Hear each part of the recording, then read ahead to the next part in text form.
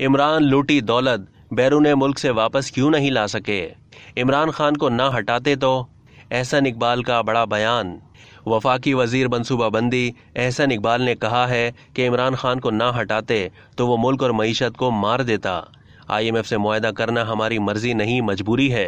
कौमी इदारों ने सियासत से दूर रहने का फैसला किया है तो यही मुस्तकबिल का रास्ता है। जनरल रिटायर्ड ज़हीरुल इस्लाम कहते हैं कि उन्होंने PTI को अलाउ किया तो आज तबाही की जिम्मेदारी भी कबूल करें।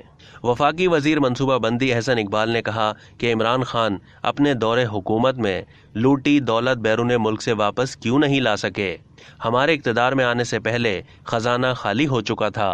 PTI ने पैसे न होने की वजह से पूरे क्वार्टर के लिए तरक्याती बजट जारी नहीं किया। इमरान खान बस का एक्सीडेंट करके छलांग मारकर तमाशाइयों में शामिल हो गए हैं। 2018 तक पाकिस्तान को 25 बड़ी मईशतों में शामिल करने के लिए कामयाबी से आगे बढ़ रहे थे। विजन 2025 पर अभी से अमल दरामद शुरू कर देंगे।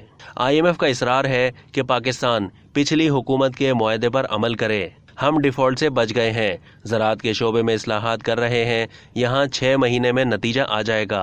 एहसन इकबाल ने कहा कि पुलिस और सिविल सर्विस इस्लाहात के लिए सिफारिशात तैयार की गई हैं।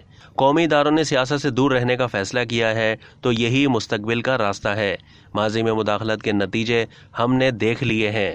एहसन इकबाल का कहना था कि हेल्थ वर्कर्स पर फायरिंग का ताल्लुक माशी मसाइल से नहीं है। मजहबी क़यादत लोगों को वैक्सीन लगवाने के लिए एजुकेट करे।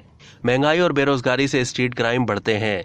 जराइम के खात्मे के लिए पुलिस, कानून नाफिज करने वाले इदारे और अदलिया अपना काम करें। मईशत को फौरी तौर पर मुस्तहकम करने की ज़रूरत है।